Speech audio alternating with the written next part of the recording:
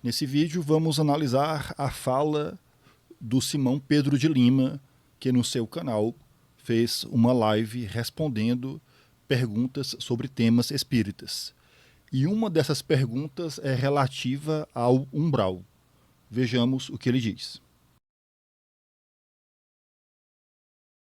Físico, onde ele se localiza. A minha dúvida é, como explicar, por exemplo, que André Luiz ficou lá aproximadamente por 8 anos, se não existe esse lugar? Pergunta muito interessante, realmente muito interessante. Se nós olharmos a palavra umbral, essa palavra ela faz parte do nosso linguajar cotidiano. A palavra umbral, ela tem um significado próprio. Umbral significa um espaço entre dois espaços e esse espaço conecta os dois. Vou dar um exemplo. Uma porta. Debaixo da porta, temos lá a porta, debaixo da porta, ou seja, debaixo do portal, é umbral. Uma janela. A janela, quando temos ali aquele peitoril e o quadro da janela, que não é externo e nem interno, chama-se umbral. Então, umbral não é um termo espírita. Umbral não é um termo criado por André Luiz. Umbral significa um espaço que liga dois outros e que não está em nenhum dos dois. Então, por isso que dizemos, fulano debruçou-se nos umbrais das janelas, debruçou-se no umbral da janela, passou pelo umbral da porta. Então, isso é que significa umbral. Então, André Luiz, ele utilizou-se dessa ideia de umbral ser uma interconexão entre dois ambientes para denominar aquela situação em que a pessoa não está no mundo material, porque já houve a morte física, mas não se vê, não se percebe no mundo espiritual. Então, é como se fosse uma zona de transição de percepção. É interessante observar isso. Então, umbral não é um lugar pré-determinado. Umbral, vejamos, boa noite, Adriane, desculpe, uma companheira que vamos começar um estudo juntos, né? Já vou dando um spoiler, viu, Adriane? Para próximo dia 4, vamos fazer um bate-bola, uma prosa. Muito obrigado por você estar aqui. Então, a palavra umbral significa isso, um espaço entre dois lugares. Umbral da porta, umbral da janela. Não é nem de fora, nem de dentro. Não é dentro de um cômodo, não é dentro do outro. Então, quando se está sob o portal, está no umbral da porta. Não é nem num cômodo, nem no outro cômodo. Dentro dessa lógica, André Luiz utilizou o termo umbral. Mas ele não utilizou o termo umbral para dizer que é um lugar pré-determinado. Óbvio que se os espíritos se localizam em um lugar. Agora, umbral não é o equivalente, por exemplo, ao termo dogmático purgatório, ao termo dogmático inferno, ao termo dogmático céu, que são lugares pré-determinados. Umbral é esse momento de transição em que o ser que passou pela morte física ainda não se percebe no mundo espiritual. Mas ele está no mundo espiritual, mas não se percebe no mundo espiritual. Então não existe o lugar. Agora, por uma questão de afinidade vibratória, tendem esses espíritos se encontrarem, se direcionarem para estarem juntos por afinidade vibratória. E essa afinidade vibratória é como se um atraísse o outro, e aí eles formam um lugar, que não é um lugar pré-determinado chamado umbral. É um lugar onde eles se localizaram, e aí esse momento pelo qual passam, de não se verem no mundo espiritual, embora já estejam lá, chama-se momento umbralino, ou seja, está no umbral. Então, veja, é um estado de consciência, sem dúvida nenhuma. Qual estado de consciência? Da consciência que não despertou-se para a realidade espiritual.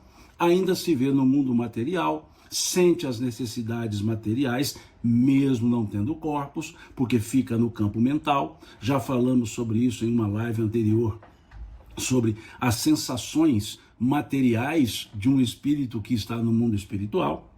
Então, esse momento é o momento de consciência. Quando toma consciência da realidade espiritual, ele se desvincula daquele campo vibratório. E aí sim, ele se liberta desse estado umbralino e, obviamente, busca outros campos de sintonia, outros lugares. Então, vejamos, não há um lugar previamente determinado para ser umbral, mas onde os espíritos em estados umbralinos se encontram, passa a se chamar umbral. Então, não é lugar por predeterminação, mas é um lugar por acomodação. Ou seja, acomodam-se os que se sintonizam na mesma vibração. Acomodam-se aqueles que estão na mesma faixa vibratória da realidade espiritual. Então ele se torna um lugar sem que seja um lugar previamente estabelecido. Então, se perguntar onde é o umbral, quaisquer campos mentais, quaisquer campos do mundo espiritual em que sintonias mentais se associam. Então nós podemos ter diversos lugares umbralinos. Onde estiverem os espíritos nessa transição, onde estiverem os espíritos ainda sem consciência da realidade espiritual, é um local umbralino. A Denise diz aqui, então cada um tem o seu umbral. De certa forma, sim, Denise. No sentido estrito da palavra umbral, sim. Cada um tem o seu momento. Faz parte do conjunto da perturbação pós-morte que Kardec nos traz. Faz parte desse conjunto. Então, e cada um tem o seu tempo. Quando diz, André Luiz ficou 8 anos no umbral, o melhor ficou 8 anos em estado umbralino. E, obviamente, se sentindo localizado em um lugar. E por sintonia, outros também ali estavam. Os afins, nesse caso, se atraem. Então há um processo natural de atração. E esses afinizados nos transtornos conscienciais se aproximam uns dos outros. E se aproximando, tornam aquele lugar um lugar umbralino. Mas não é que aquele lugar era o umbral. Tornou-se umbralino pela presença dos espíritos em estado de consciência umbralina. Estou usando aqui um neologismo, né? Umbralina. Então, a comparação feita por André Luiz foi muito bem feita. Ele utilizou-se de um termo que significa que não é lugar nenhum. Veja, debaixo de uma porta, estou olhando para a porta aqui do meu lado, debaixo de uma porta, eu não estou nem nesse cômodo e nem no outro cômodo. Eu estou no umbral da porta, nos umbrais, ou seja, lateral, piso, paredes e portal. Esse portal, nele estando, não estou nem no cômodo da frente, nem no cômodo de trás. Então, é um estado um estado não determinado, é um lugar não determinado, não é lá, não é cá, é entre. Então, essa é a ideia de dizer, bem colocado pelo Maurício Pimenta, essa ideia de dizer, então estar no umbral é estar em estado de umbral, em qualquer lugar onde esteja. Isso. Mas lembrando, Maurício, que nós nos aproximamos por afinidade vibratória. Não é só no pós-morte. Nossas relações com o mundo espiritual, estando aqui no mundo material, é uma relação de campo vibratório. É uma relação de estados vibratórios. Eu me associo com aqueles que se afinizam com a mesma estrutura vibratória que eu tenho. É como um rádio, né? Você sintoniza em uma rádio, você só capta aquela rádio. Todas as outras ondas de rádio estão ali, mas a sintonia do rádio capta aquela que ele ajustou lá no dial, né? Estou bem antigo, né? Dial, aí quando você movimentava a telinha lá com aquele marcador, né? Que marcava as rádios. Né? Se eu coloco lá 96.1, eu fixo numa rádio. As outras estão aqui, mas eu só fixo naquela. Se eu ponho lá, sei lá, 98.9, eu fixo naquela. A 96.1 continuou, só que eu deixei de sintonizar-me com ela. Então, esse é o aspecto de sintonia. Os espíritos estão. Eu me sintonizo com aquele com o qual eu me afinizo. Então, por isso que acaba que em diversos espíritos, em estados de consciência umbralina, por assim dizer, se associam e acabam formando um lugar. Mas aquele lugar não é perenemente o umbral. Não foi previamente estabelecido para ser umbral. Não é assim, olha, aqui no mundo espiritual nós vamos destinar aquele lugar para ser umbral. Não é isso. Os espíritos que se associam em estados de consciência alterada, ou estado alterado de consciência, eles formam um lugar. E aí deu-se esse nome de umbral para localizar os espíritos no tempo, no espaço e na estrutura de consciência. Então foi isso, e é muito tranquilo. É porque a palavra umbral, embora corrente no nosso vocabulário, ela é pouco usada. A pessoa diz, está debruçada na janela, só fala assim. Mas que a palavra umbral, embora os espíritos no tempo, no espaço e na estrutura de consciência. Eu voltei aqui para a gente pontuar a partir dessa frase. Foi um termo utilizado para localizar os espíritos no tempo, no espaço e no estado de consciência. O equívoco já parte da ideia de que espaço no mundo espiritual se assemelha à noção de espaço que nós temos no mundo material. Esse equívoco faz com que se enxergue o mundo dos espíritos a partir da dinâmica que é a nossa, como se os fenômenos espirituais guardassem qualquer semelhança com os fenômenos materiais. Então essa noção de espaço, lugar ocupado, tudo isso acaba sendo entendido de forma equivocada porque passa a ser compreendida a partir da nossa dinâmica material, que, como eu disse, não guarda nenhuma relação com a dinâmica entre os espíritos ou com a dinâmica do mundo espiritual, tendo em vista que esse mundo é um mundo fluídico. Outra observação que quero colocar a partir de agora diz respeito ao termo, que, segundo Simão, foi bem colocado por André Luiz. Ora, André Luiz se vale desse termo porque André Luiz não é kardecista. Porque se kardecista fosse, o André Luiz não teria necessidade de se utilizar dessa expressão.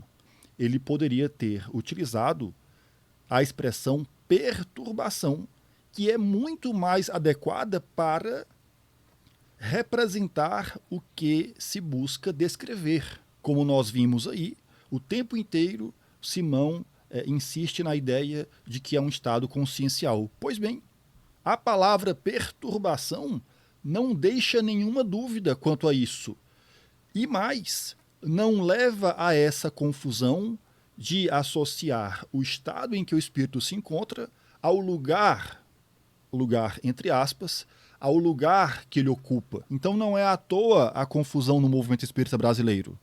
Até porque a palavra ela vem acompanhada de uma série de descrições. Descrições todas relativas ao lugar. As descrições que são feitas colaboram para que se associe esse termo, essa palavra, a lugar, mais do que a estado de consciência.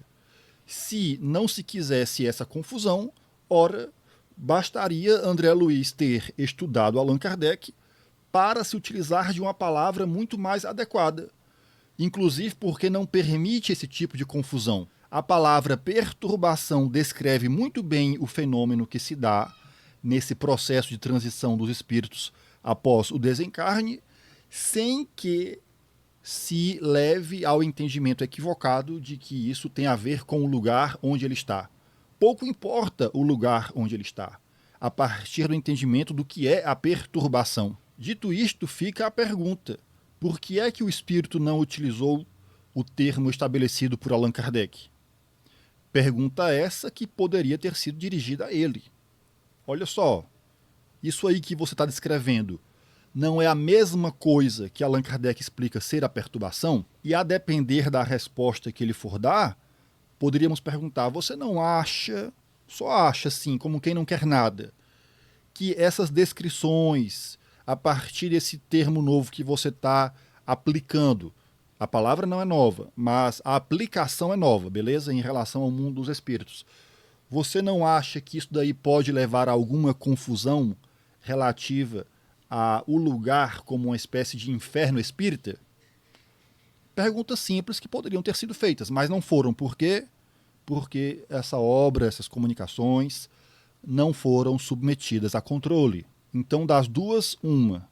Ou André Luiz, ignorante, desconhece a obra espírita kardeciana, portanto, não fazia sentido para ele utilizá-la, ou conhecia, mas preferiu inventar. E ao inventar, como eu estou demonstrando, e a própria explicação do Simão justifica, porque se a ideia fosse simples, como é a ideia relativa à palavra perturbação, não haveria necessidade dessa explicação toda. Perturbação é muito fácil de ser entendida e não leva a confusão alguma. Já umbral, a palavra, mais as descrições associadas à palavra, leva a um entendimento equivocado. Então, como eu dizia, das duas, uma. Ou o espírito era ignorante, ou sabia o que estava fazendo e sabia que a utilização dessa palavra, mais as descrições feitas relativas a ela, tudo isso levaria a um entendimento equivocado, portanto, a uma confusão no movimento espírita brasileiro. Tanto no primeiro caso como no segundo, tudo isso teria sido contornado se essas comunicações tivessem sido estudadas à luz da orientação kardeciana, mas não foram. Beleza? Então, essa é a minha primeira intervenção, o meu primeiro bloco de comentários, digamos assim. Vejamos o que Simão continua a dizer. Espíritos no tempo, no espaço e na estrutura de consciência. Então foi isso, e é muito tranquilo. É porque a palavra umbral, embora corrente no nosso vocabulário, ela é pouco usada. A pessoa diz, está debruçada na janela, só fala assim, mas numa linguagem que eu diria mais formal, principalmente usada pelos nossos antigos, né, pais, avós e etc., eles não diriam está debruçada na janela. Eles diriam estar debruçada no umbral da janela. Né? Há uma letra de música que diz está esperando na janela, que se fosse lá na época mais formal da linguagem, diria esperando no umbral da janela. Então é muito tranquilo isso. André Luiz foi muito feliz, muito seguro ao usar esse termo. Fez uma analogia perfeita. Tal qual o umbral não é um lugar nem outro, o estado no qual aqueles espíritos estão, ou ele mesmo estava, não era nenhum lugar nem outro, não era o mundo espiritual e não era percebido como mundo, não era no mundo material e não era percebido como mundo espiritual. Não era percebido como mundo espiritual. Então usou-se o termo umbral. E erroneamente alguns também espíritas criticam usar o termo umbral. E criticam sem fundamento. Porque criticam dizendo que os espíritas criaram, André Luiz criou um umbral como se fosse o purgatório da Igreja Católica. Não, André Luiz não criou o umbral. Ele utilizou-se de uma palavra que expressa muito bem o estado de transição matéria e espírito. Expressa muito bem o tormento consciencial pós-morte. Então ele... Não expressa muito bem, inclusive, pelo que eu expliquei, pelo que eu disse antes, porque leva a essa confusão, até porque a palavra vem acompanhada de uma série de descrições relativas ao lugar. Então não é à toa que as pessoas trocam o efeito pela causa.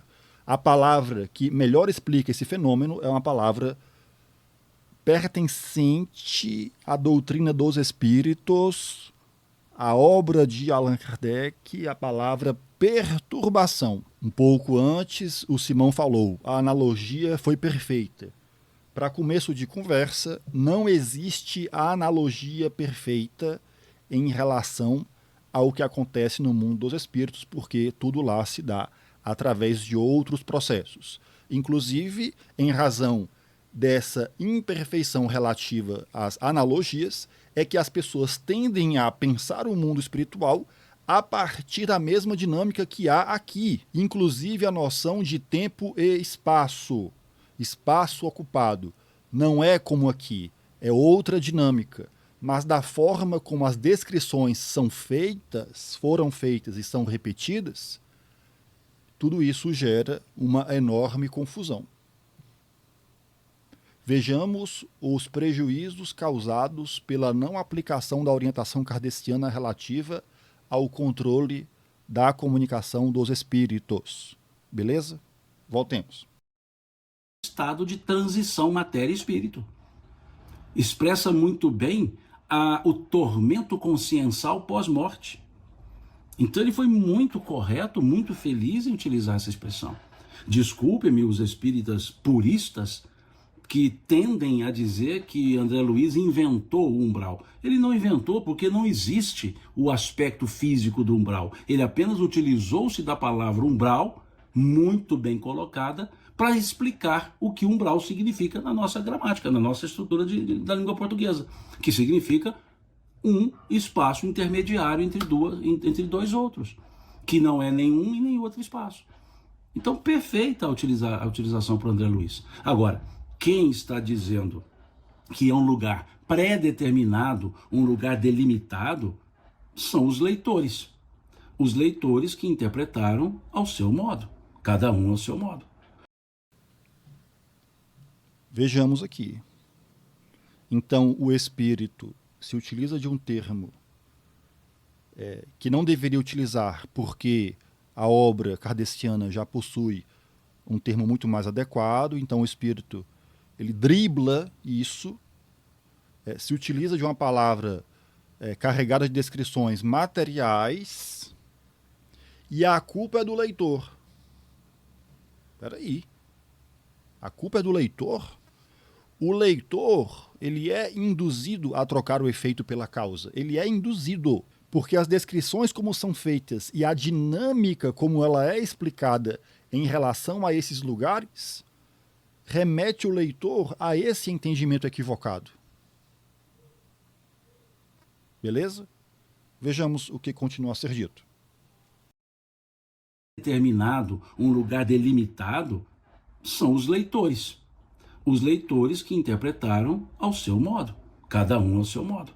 Os leitores que confundiram, que muitas vezes vêm carregados com as ideias teológicas e criaram uma acomodação. Então, não há, nesse aspecto, nada que possa servir de fundamento para dizer que André Luiz criou um purgatório espírita. Não.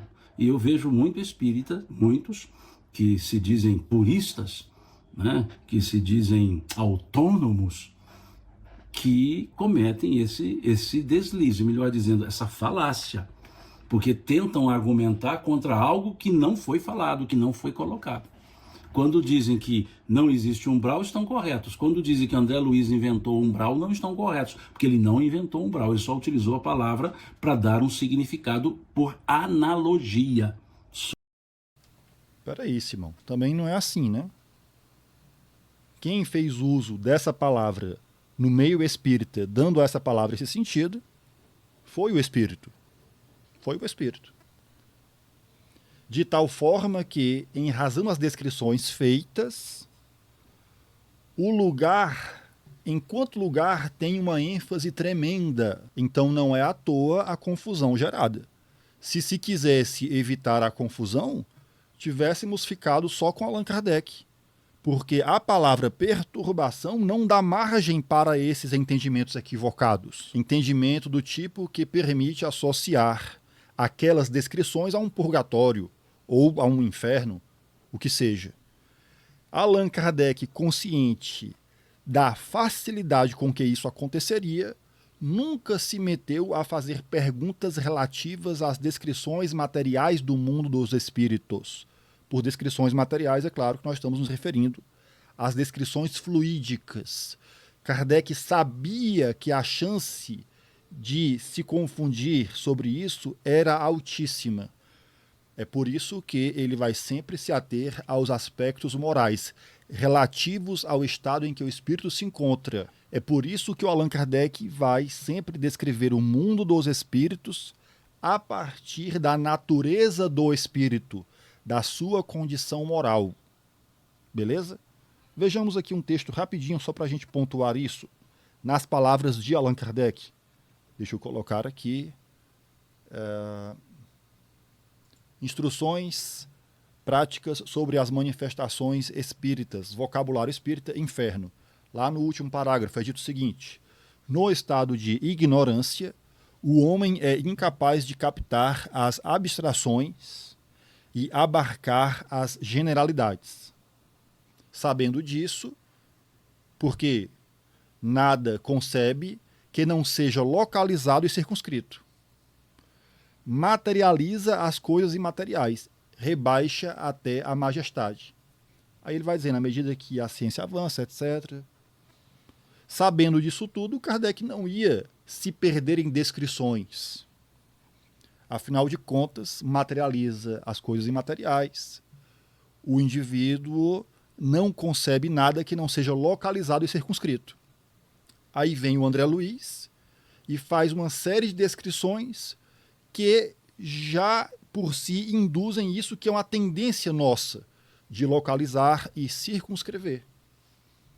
Quem imaginaria essa confusão? Ora, estava dada já por Allan Kardec, mas faltava, como ainda falta, uma boa compreensão da proposta kardeciana que resta prejudicada, tendo em vista essa avalanche aí de opiniões que criaram toda essa mitologia religiosa no Brasil. Voltemos para a fala de Simão Pedro. Só a palavra para dar um significado por analogia.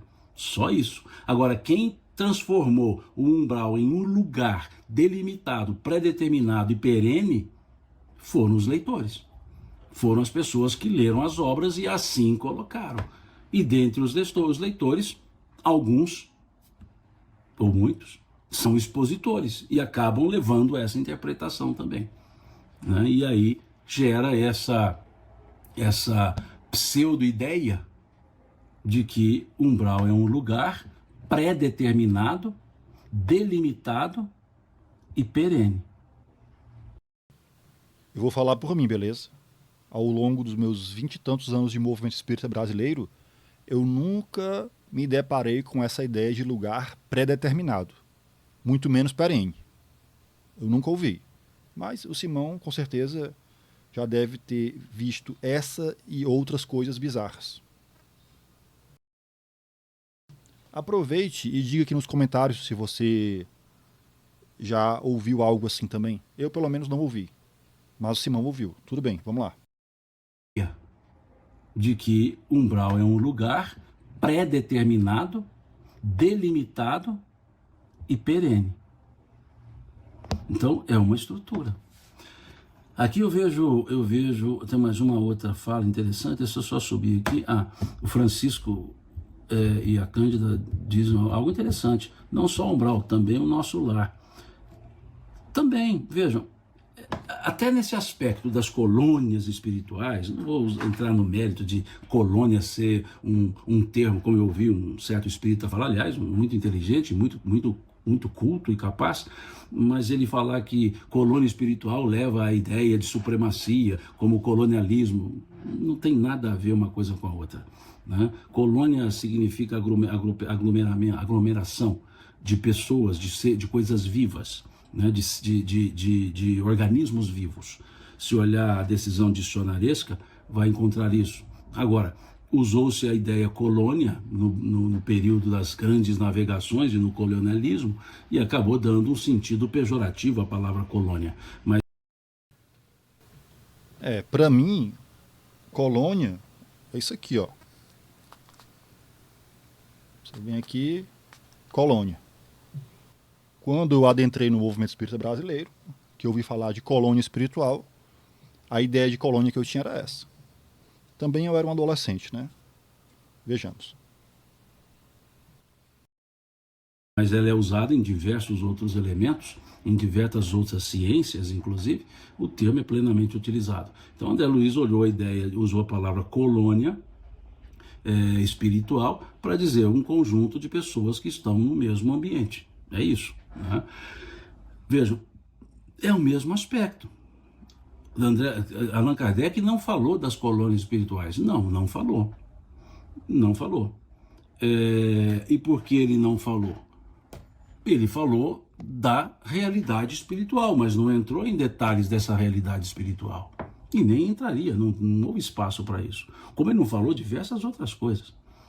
Agora, o que foi feito na psicografia de Chico foi digamos, uma visão com lupa daquela realidade espiritual. Kardec chamou de mundo espiritual. E Chico, os espíritos, pela mediunidade de Chico, colocaram uma lupa e disseram, olha, o mundo espiritual é dividido dessa forma. É contra o que Kardec falou? Não. Por que não é contrário a Kardec? Porque Kardec não falou nada a respeito desses detalhes. Em Kardec ficou ausente. Agora, a ausência de evidência não é evidência da ausência. Ele não disse, ele trouxe genericamente, como Jesus também não disse. Quando Jesus disse das moradas na casa do Pai, ele parou aí. Kardec deu a interpretação que as moradas são os diversos orbes. Então quer dizer que Kardec contrapôs a Jesus? Não, Jesus não havia falado. Ele só havia falado de moradas, mas não disse que não eram orbes. Da mesma forma, Kardec fala do mundo espiritual, mas não diz detalhes sobre ele.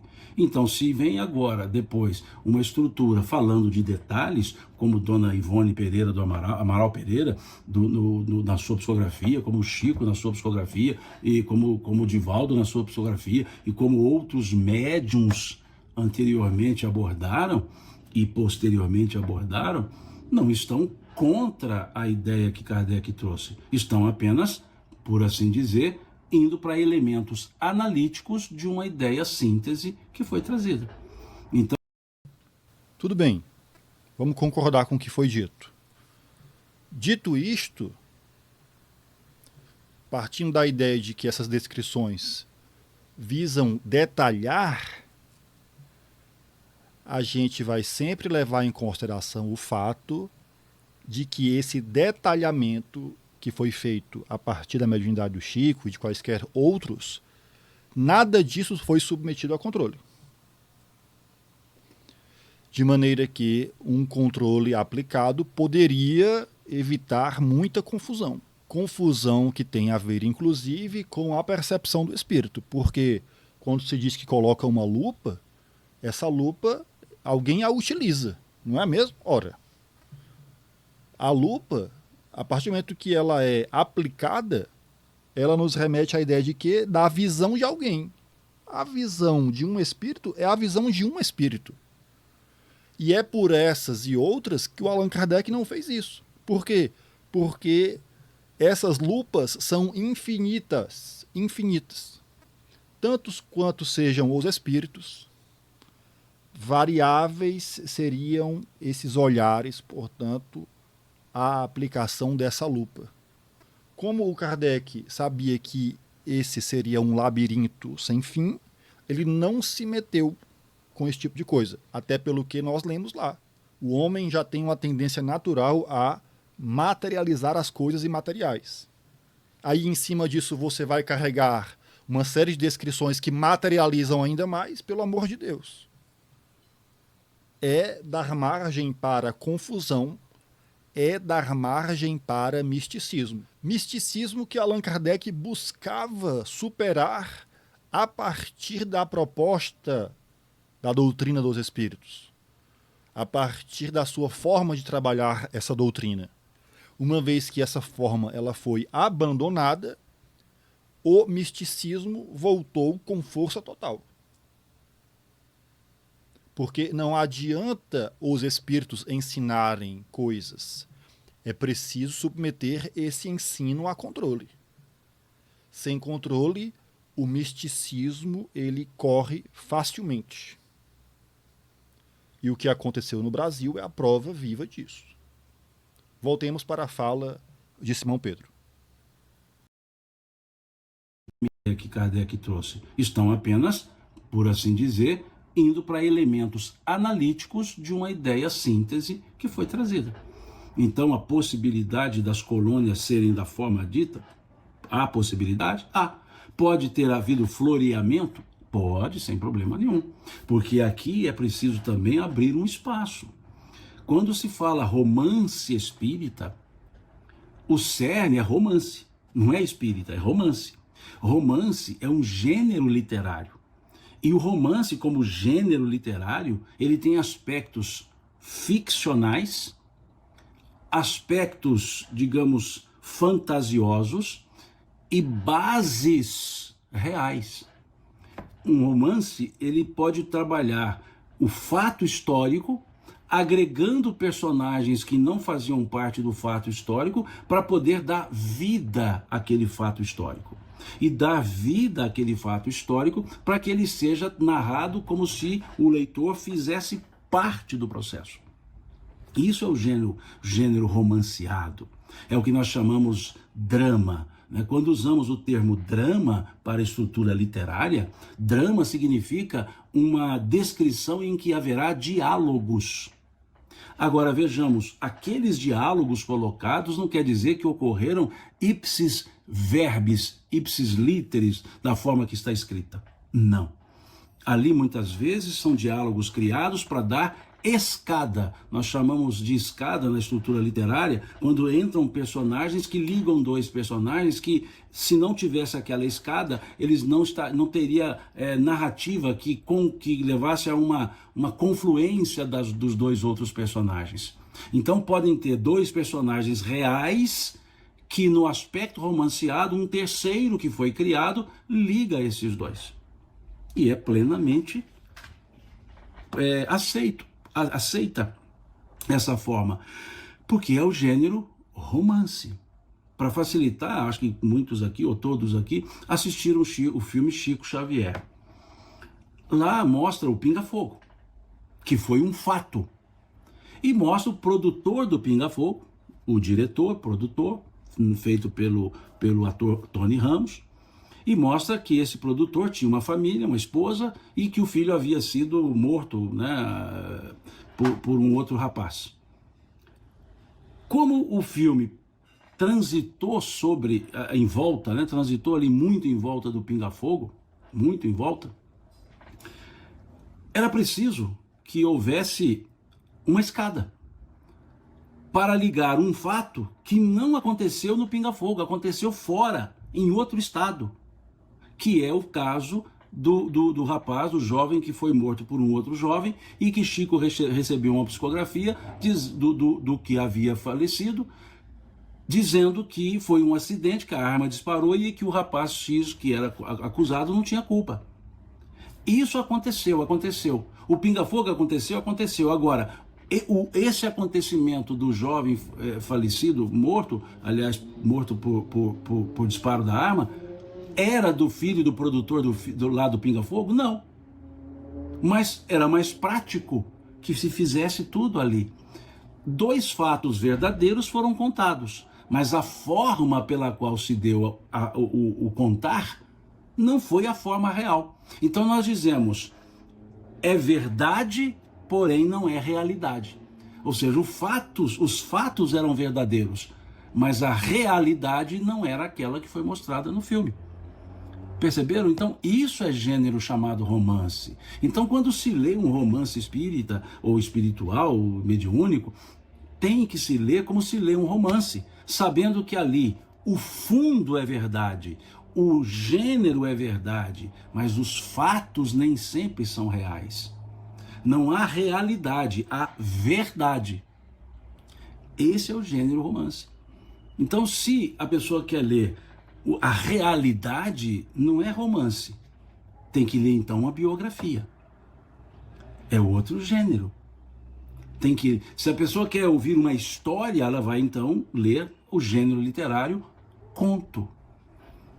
Se vai ser contado algo que demanda comprovações futuras e que passa a ser uma ideia, nós chamamos de estilo literário ensaio. Então nós precisamos perceber que há estilos literários. E no estilo literário romance, que André Luiz trouxe o Nosso Lar, trouxe os Mensageiros e toda a série, ele está trazendo fatos verdadeiros, mas não necessariamente contados na forma real. Ou vai haver diálogos ali no livro que não ocorreram na prática. Aqui a Sônia diz, Paulo Estevam se encaixa nessa colocação? Perfeitamente. Paulo Estevam é um romance. Então não quer dizer que todos aqueles personagens existiram daquela forma. Não quer dizer que todos os diálogos que lá estão foram ipsis verbis, foram trazidos da fala para a escrita na forma que ocorreram. Não necessariamente. Nós temos, por exemplo, a literatura de Humberto de Campos. Vamos lá, o livro Boa Nova. Ali é uma literatura de romance? Não. Ali é uma literatura de contos. São contos. No outro livro dele, Pontos e Contos. Contos é alguém narrando com as suas próprias palavras, com a sua própria interpretação. E Humberto de Campos é interessante que ele diz assim, em diversos textos, né? Constam-se nos anais, constam-se nas tradições espirituais, consta nos arquivos das tradições espirituais. Vejam, então é preciso que nós entendamos os estilos literários. Quer dizer então que o romance não é verdade? É verdade. Salvo aqueles que o autor está dizendo que não é. Mas salvo esses são verdades, mas não quer dizer que são realidades na forma que está escrito. Vejam, também auxilia para entender isso. Creio que muitos de vocês tenham assistido a série The Chosen, né? Os Escolhidos, né? Que é um filme que não fala sobre Jesus. O título The Chosen fala dos apóstolos. O filme mostra os apóstolos e tem o Cristo como elemento de escada para os apóstolos. O Cristo ali, ele é a escada que liga para explicar a personalidade de cada um dos escolhidos. E aqueles escolhidos não necessariamente estavam ali dividindo os espaços diuturnamente, mas na figura do Cristo criava a condição para que eles, os 12, se conectassem. Então vejamos, no The Chosen, nós temos ali demonstrando a personalidade de cada um dos apóstolos. Cada um deles tem uma vida apartada, mostrada pela série, e eles se conectam uns com os outros em função do personagem escada chamado Jesus. E aquelas falas, aquele estilo de comportamento, é verdade? É. É realidade? Talvez não. Perceberam? Não quer dizer que são invenções, quer dizer que são narrativas baseadas em fatos reais. Aqui a Thais Marielle diz, seriam ficções espíritas, ou como se fala, baseado em fatos reais? Ficções não, porque ficção é 100% não real. Ficção não se baseia em nenhum elemento de fato. Já baseado em fatos reais, sim. Não se tirará a realidade dos fatos, mas colocará elementos para que aqueles fatos possam ser absorvidos de maneira mais palatável. Bom, tá aí a explicação. E pelo que foi explicado, vejamos, me parece que pesa ainda mais contra, porque o problema é das descrições, de como a coisa é apresentada. E se essa é a característica do romance, se por definição o romance possui essas características, vejamos o quão complicado é colocar essas obras a título de obras complementares da doutrina espírita, obras de estudo. E quando se fala de obras de estudo, estudo doutrinário, é claro que se abstrai desse estudo a noção de estudo que a gente aprende com Allan Kardec, que é qual? Estudar com os espíritos, que a princípio poderiam nos auxiliar, inclusive para separar o que é falso do que é verdadeiro. Voltemos para a fala de Simão, que já está bem próxima do final. Colocará elementos para que aqueles fatos possam ser absorvidos de maneira mais palatável, menos seca, com mais poética. Eu posso descrever uma cena muito secamente. Eu posso olhar para o entardecer e dizer que o Sol está, que a Terra está terminando o seu movimento de rotação, está mudando e o Sol vai sendo despercebido, ou seja, a Terra vai se movimentando e vai virando a face para a posição oposta do Sol. E essa é a realidade. Mas eu posso descrever diferente. Eu posso dizer que o Sol caía no horizonte. Numa tarde em que o Sol se escondia nas nuvens e caía lentamente no horizonte. Eu estou mentindo? Não. É verdade que isso é, mas o Sol está caindo no horizonte? Não. Mas é a percepção poética. Eu dizer, a Terra, no seu movimento de rotação, muda sua face oposta ao Sol, é muito seco, é muito frio. Mas se eu disser que naquela tarde de clima ameno, o Sol se escondia nas nuvens e lentamente ia caindo no horizonte, é muito mais bonita a narrativa, é atraente, é confortante, é verdade, mas não é a realidade. A realidade é que a Terra se movimenta, é a Terra que se movimenta, nesse caso, a rotação. Então perceberam o que é a literatura romanceada? Então, quando se lê uma literatura romanceada, eu estou aqui passando para ver se tem algum comentário, alguma pergunta que eu não respondi, quando se lê o estilo literário chamado romance, é preciso que se leia com esses olhares, que está se falando a verdade, porém pode-se estar floreando os fatos, o que não tira a verdade dos fatos, mas não quer dizer a realidade dos fatos. E aí cabe uma pergunta: quanto desse floreamento leva a equívocos? Quanto desse floreamento aparenta uma contradição com a doutrina dos espíritos? Até onde é floreamento? Até onde não é? Qual a distinção? Qual o limite?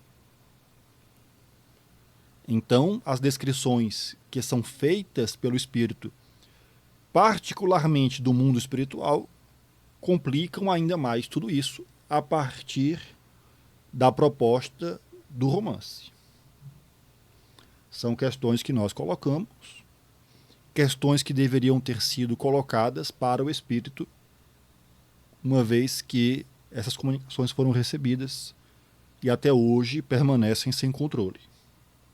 É preciso sempre que isso seja lembrado, sempre repetido. Essas comunicações não foram submetidas ao controle ensinado por Allan Kardec. Não foram. Vejamos o que Simão conclui da sua fala. Então, não há nada errado em se ler o romance. O que traz na maioria dos romances são fatos verdadeiros, narrados de uma forma poética, palatável, atraente e agradável, para tirar aquela aridez do fato puro e simples. Posso narrar, por exemplo, a chegada do homem à Lua. dizer que a espaçonave Apollo orbitou a Lua e desceu num módulo lunar, e os 3 astronautas desceram no solo lunar, recolheram amostras, voltaram para o módulo lunar, voltaram a Apollo e depois vieram à Terra. É verdade isso? É. Foi a realidade? Foi. Mas eu posso dizer de outra forma. Posso dizer que entusiasmadamente desceu Neil Armstrong e pisou com seu pé, né? Só pode ser com o pé se pisou, mas eu vou florear, um pleonasmo permitido, né? Reforço de beleza, pisou com seu pé direito. Sei lá se foi o direito ou esquerdo, mas eu posso dizer que o que interessa é que ele pisou, não interessa se foi o esquerdo ou direito. O esquerdo ou direito não tira a verdade do fato. Pode não ser a realidade, pode ter pisado com o esquerdo, eu falei direito. Mas por quê? Porque pé direito dá aquela ideia na linguagem popular de sorte. Então eu usei de um elemento literário que não tira a verdade. Mas não quer dizer que foi o fato, mas que foi verdade que ele pisou, pisou. Perceberam? Então são formas de se dizer. Por isso que existem os chamados estilos literários. E cada um com a sua característica. É igual música, você tem música de diversos estilos. Letras cantadas com diversos ritmos. A literatura é a mesma coisa. Eu posso ter uma literatura científica, eu posso ter contos, eu posso ter ensaios, eu posso ter romances, eu posso ter drama. Em regra, todo romance é um drama, né? Porque tem a estrutura de diálogos. Então é isso, né? E aí vem a estrutura romanceada para trazer a realidade, ou melhor, trazer a verdade do mundo espiritual de uma forma mais chamativa, mais agradável. Agora aqui a leiturinha espírita diz: eu sempre achei os livros de André Luiz mais como livros de estudo do que romance. São livros para estudo, mas o estilo do livro é romance. O estilo é, né? O livro, por exemplo, Renúncia, que é um... Mais uma vez, o quanto que do floreamento utilizado é mentira, o quanto do floreamento utilizado é falso, é equivocado. Qual o limite entre a verdade e o equívoco? E aí a pergunta coloca o que se sabe, são obras de estudo. Como é que se estuda isso? Sem o auxílio dos espíritos. Aliás, por que é que essa obra não foi estudada com o espírito, a fim de esclarecer essas diferenças? Para evitar a confusão. Evitar a confusão. No caso específico, própria do gênero utilizado, em relação ao que se pretendia, a realidade do mundo dos espíritos, etc. Como esse estudo não foi feito e continua sem ser, como é que a gente sabe? Então, no final das contas, passa tudo. Passa tudo, inclusive equívocos cometidos pelo espírito. Erros mesmo, erros. Como é que a gente sabe? Fica difícil.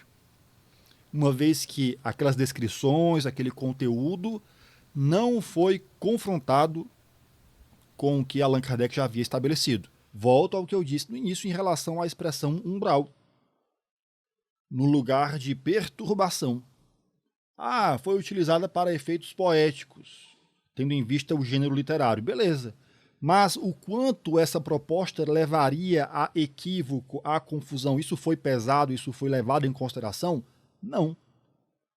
Então passa tudo, pouco se importando com as deturpações possíveis a partir da aceitação generalizada que há em torno daquilo que é dito. Uma vez que aquilo que foi dito não foi confrontado, não foi questionado, não foi estudado com o espírito, não foi estudado com os espíritos. Beleza? Voltemos para a fala de Simão, que já está finalizando. São livros para estudo, mas o estilo do livro é romance. O estilo é, né? O livro, por exemplo, Renúncia, que é um livro mais bonito do que esse, uma história belíssima. Agora, quer dizer que todos aqueles diálogos são verdadeiros, são reais? Reais não, mas verdadeiros sim. Ou seja, o sentido é aquele. Agora, como foi estruturado? Não necessariamente. Então, veja, são livros que nós estudamos, sim, o Ação e Reação, o livro Nos Domínios da Mediunidade, são livros para estudo, mas precisamos entender que a forma trazida é romance. Então, nosso lar é uma colônia, sem entrar no mérito que o espírita lá gostou de falar, que colônia é pejorativo, então o aglomerado é pejorativo, então existem aqueles lugares onde os espíritos estão? Sim. Agora, dizer que é exatamente da forma que... Aí tem variações. Poderia ter variações. Então, as colônias espirituais existem. Ah, mas Kardec não falou. Tudo bem, se ele tivesse falado que não existia e alguém está falando que existe, aí poderia haver contradição. Mas ele não falou que não existia dessa forma. Então, e até mesmo, vejam, na Revista Espírita de 1858, ele mostra inclusive um desenho da casa de Mozart. Antes dele avançar por esse caminho, eu só quero aqui fazer uma conclusão a partir da explicação que ele deu relativa ao romance. Da mesma forma que um historiador não vai estudar a história a partir de romances históricos, eu tenho a impressão que um espírita, um kardecista, não vai estudar doutrina espírita a partir de romance. Faz sentido essa comparação? Me digam aqui nos comentários. Eu tenho a impressão que sim, beleza? Vejamos agora porque ele vai se utilizar da casa de Júpiter para ilustrar o que vinha dizendo. Olha só. De 1858, ele até mesmo, vejam, na Revista Espírita de 1858, ele mostra inclusive um desenho da casa de Mozart. E aí alguém diz assim, os críticos, né, alguns de André Luiz dizem assim, ele coloca casa, coloca ruas. Kardec não tem nada disso. Como não, se lá na Revista Espírita de 1858 ele trouxe até a planta da casa de Mozart no mundo espiritual. Ah, mas está lá em Júpiter. Júpiter é um planeta gasoso. Não tem como ter uma casa física, porque Júpiter é um dos planetas gasosos. Ele não tem massa. O núcleo dele é pequenininho. O que nós vemos ali é uma estrutura gasosa. Se ele coubesse numa banheira, ele boiaria. Então não tem como a pessoa dizer, mas não foi no mundo espiritual, foi no planeta Júpiter. Ah, tá, no planeta Júpiter, que é gasoso, tem uma casa material lá? Lógico que não. É uma estrutura quintessenciada. Quintessenciada mesmo, é a quinta essência. O que importa é entender que aquelas descrições são relativas ao estado de encarnação, não são descrições relativas ao mundo dos espíritos. Agora, a qualidade, o estado da matéria onde essa encarnação se dá, aí é preciso levar em consideração o fato de a matéria ela não ser somente como nós a conhecemos. Porque é claro que se for só a partir da matéria como nós a conhecemos, não faz sentido pensar em habitações materiais em Júpiter pela explicação que o Simão deu. Dito isto, levemos em consideração a descrição da casa, o desenho que foi feito. O desenho, se você olhar a imagem, não tem quem diga que aquilo é uma casa. Convenhamos. Parece um vômito, uma série de traços. Eu vou procurar aqui a imagem para mostrar para vocês.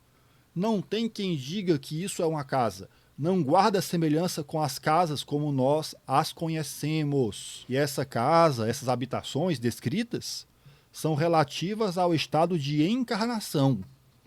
Deixa eu pegar aqui a foto para mostrar para vocês. Só um instante. Olha aí, para quem nunca viu, me diga se isso daí parece uma casa. Para você olhar essa imagem e dizer que isso daí é uma casa, você tem que estar muito doido de droga. Não tem como, porque não guarda nenhuma relação com a noção de casa que nós possuímos. Então, querer utilizar essa imagem para validar o que foi dito pelo André Luiz, convenhamos, não faz nem sentido. Não faz nem sentido, até porque isso daqui, pelo que foi dito, é relativo ao estado de encarnação. Allan Kardec não se meteu no labirinto que é as descrições do mundo espiritual, porque, como foi dito pelo Simão, o olhar parte de uma lupa aplicada, a depender de quem olha, você vai ver coisas diferentes. E o Kardec ele não ia se perder nisso. Por isso, o Kardec se limitou àquilo que nos interessa, que é o aspecto moral. Não só nos interessa, como nos é palpável. É palpável. Voltemos para a fala de Simão.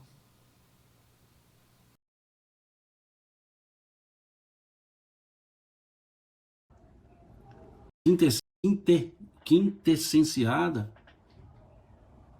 quintessenciada mesmo, é a quinta essência. Então há uma estrutura. E Kardec falou isso? Falou. Se nós olharmos no livro dos médiuns, Laboratório do Mundo Invisível, basta olhar lá o Laboratório do Mundo Invisível, onde se mostram os objetos existentes no mundo espiritual. Está lá no livro dos médiuns, Laboratório do Mundo Invisível. E aí André Luiz relata alguns fatos lá nos domínios da mediunidade sobre o psicômetro, né? O psicoscópio. E o pessoal fala, olha que invenção. Mas peraí, Kardec falou do Laboratório do Mundo, do Espírito do Mundo Invisível. Então, precisamos ajustar isso. Né? E aqui o Guilherme diz, foi como exemplo do estilo romance, não necessariamente ser do André Luiz. Exato. Nós temos diversos romances. Né? E nós temos outros autores que já não trabalham o aspecto de romance. Nós tivemos Emmanuel. Vamos pegar aí o exemplo do Laboratório do Mundo Invisível, porque é muito importante aquele texto, porque nele o Kardec, inclusive, exemplifica o laboratório do mundo invisível, inclusive com animais. Quando ele fala do fazendeiro. O fazendeiro desencarnado vai aparecer com a sua carroça e com os seus bois. E um espírita desavisado que pudesse ver aquilo, se não entender a obra kardeciana, ao ver aquele espírito na companhia dos seus bois, inclusive pode achar que são bois no mundo espiritual. Mas o processo é outro. Então, querer se utilizar daquele texto para validar o que foi descrito por André Luiz só faz sentido se o que André Luiz descreveu tivesse sido questionado, tivesse sido confrontado, tivesse sido aprofundado, tivesse sido submetido a controle. E a necessidade de submeter aquelas descrições a controle não é só por tudo que eu estou dizendo, mas também pelo que Simão está explicando, pelo fato de ser um romance, etc. Mais um motivo para que o controle tivesse sido feito. Mais um motivo. Por exemplo, nos trouxe 3 romances, salvo engano. Né? O Há 2000 Anos, o Ave Cristo e o Renúncia. E o restante dos textos dele são orientativos, nada romanceados. Humberto de Campos, né, reportagem de Além Túmulo, Contos e Apólogos, Boa Nova, são contos. Ele nos traz momentos do mundo espiritual como conto, é um conto. Se olharmos Dona Amélia Rodrigues, Primícias do Reino, ou Pelos Caminhos de Jesus, são contos, em que ela narra um fato contado, ou seja, é um conto. E aí permite alguns detalhes descritivos. Não se permite a adulteração do fato, mas acréscimo de detalhes descritivos é permitido numa estrutura de conto, baseada em realidade. Então é isso. Né? Há muitas distorções nesse aspecto. E a segunda pergunta que me chegou... Para nós encerrarmos a nossa fala, já que ele concluiu a sua exposição relativa a André Luiz e Umbral, eu quero trazer aqui um texto de Kardec, só para a gente ter uma ideia do que é que eu estou falando em relação a se perder com descrições. Olha só, deixa eu colocar aqui no que é o Espiritismo, o homem após a morte, o homem depois da morte, capítulo 3, solução de alguns problemas pela doutrina espírita. Aí é dito assim, questão 4.5, deixa eu subir aqui. Qual é a situação da alma imediatamente após a morte do corpo ela tem instantaneamente a consciência de si mesma, em uma palavra, o que ela vê, o que sente. Olha aqui a resposta. Deixa eu exemplificar bem aqui para que fique claro. A sensação que a alma experimenta nesse momento é também muito variável. A perturbação que se segue à morte, nada tem de penosa para o homem de bem. É calma e em tudo semelhante ao que acompanha um despertar tranquilo. Legal. Para aquele cuja consciência não é pura e que se apegou mais à vida corporal do que à vida espiritual, ela é plena de ansiedade e angústia, que aumentam à medida que ele se reconhece. Então, ele é tomado pelo medo e por uma espécie de terror diante do que vê e, sobretudo, do que entrevê. O que impediria Allan Kardec de, nesse momento, perguntar assim: o que é que ele vê? O que é que ele vê? E o que é que ele entrevê? Percebem aí a margem de possibilidade que há para isso? O Kardec não tinha como. O que é que impediu Allan Kardec de fazer uma pergunta boba como essa? O que é que impedia? Senão o bom senso de que esse caminho o levaria para um misticismo sem limite. Tal qual o misticismo que a gente vê hoje em dia no movimento espírita brasileiro. Ele não entrou por esse caminho porque ele sabia que a chance de se perder era altíssima, tendo em vista que o que o espírito vê e, sobretudo, o que ele entrevê, isto é variável, muito variável, como foi dito bem no início. A sensação que a alma experimenta nesse momento é também muito variável. Varia, na verdade, ao infinito. Então, voltando ao termo utilizado pelo Simão, André Luiz veio com uma lupa. Pois é, a lupa é o olhar dele. E o olhar dele é o olhar daquele espírito. E tantos quantos sejam os espíritos, teremos olhares diferenciados. E o Allan Kardec ia fazer isso por quê? Qual a utilidade dessas descrições? Qual a utilidade dessas descrições em relação à nossa necessidade de nos transformarmos moralmente? Esse aqui é o ponto. Mas alguém pode me dizer assim: Rafael, é para que se tenha medo. Pois é, essa utilização do medo para que se trabalhe a moral é muito própria das religiões. Não é à toa que se utiliza muitas vezes o medo de ir para o umbral dessa forma. Então, eu vou ao centro espírita, eu faço o bem, eu faço a caridade. Por quê? Porque eu não quero ir para o umbral. É a mesma relação que se tinha antes de Allan Kardec e que Allan Kardec buscou superar. É a mesma relação que deveria ter sido superada pela compreensão da obra kardeciana, mas não. Acabamos voltando para o mesmo ponto. Então, hoje, os espíritas renovam essa ideia em relação ao umbral. Então, eu quero fazer a caridade para não ir para o umbral. Eu quero ir para a colônia. É a mesma relação religiosa que se tinha antes, porque nós não aprendemos o espiritismo com Allan Kardec, beleza? Então, nesse momento, você vai aqui curtir o vídeo, vai se inscrever no canal, vai deixar aqui o seu comentário, até porque esse vídeo ficou muito longo e vai dar muito trabalho para editar, beleza? Até uma próxima, valeu!